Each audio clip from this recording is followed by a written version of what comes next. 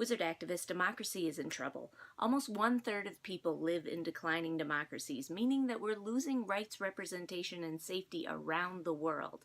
That's why the Harry Potter Alliance has paired up with Protect Democracy for Wizards Protect Democracy, a new initiative to help fans like you defend democracy and be real-world heroes. In this video, we'll learn about how to counter the 6 signs of declining democracy, but for more in-depth info, download our free toolkit below. When the big systems that keep society safe and functional, like the ones that govern our economy or our public health or even our food, work to benefit specific leaders and parties over all people they're meant to serve, those institutions are no longer truly democratic. So what can we do about it? To start, volunteer.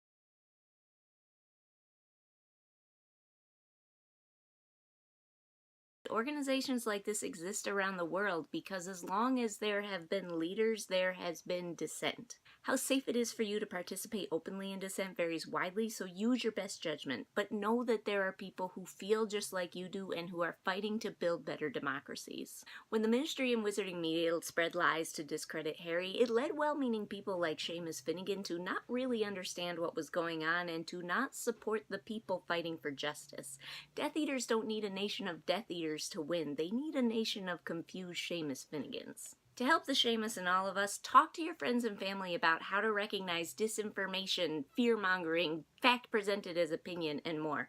Crash Course Media Literacy and Newslit.org have fantastic simple tools for how to recognize and talk about these things. Democracy relies on a system of checks and balances to make sure that no one branch of government gets too powerful, but presidents, world leaders, and even fictional leaders like Umbridge have taken action beyond what is normally permitted. When that happens, it's time to engage the other branches. You can do this in a lot of ways: calls and letters to reps, protests, letters to the editor, or attending a town hall.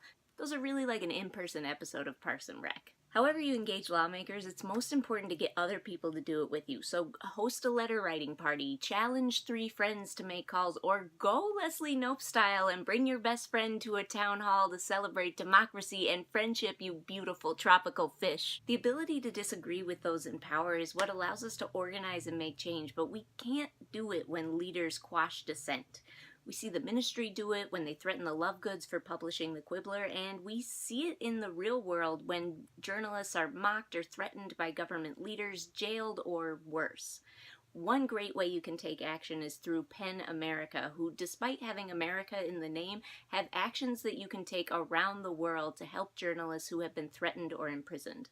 One of the most common ways that authoritarians undermine democracy is by creating divisions. They blame communities with less power for problems that the society experiences as a whole.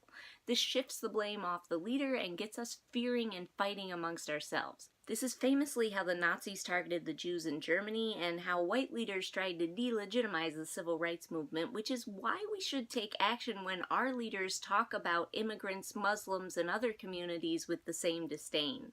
There's lots of options, so start by listening to organizers from those marginalized communities. We have some suggestions below, and also remember to speak out when you hear bigoted views, whether it's in a public forum or around your dinner table. For tips on how to do that, we have Neville's Guide to Tough Conversations linked below. It doesn't seem like wizards have very democratic elections, but with things like gerrymandering, ID laws, closed polling places, broken voting machines, limiting polling hours, neither do we.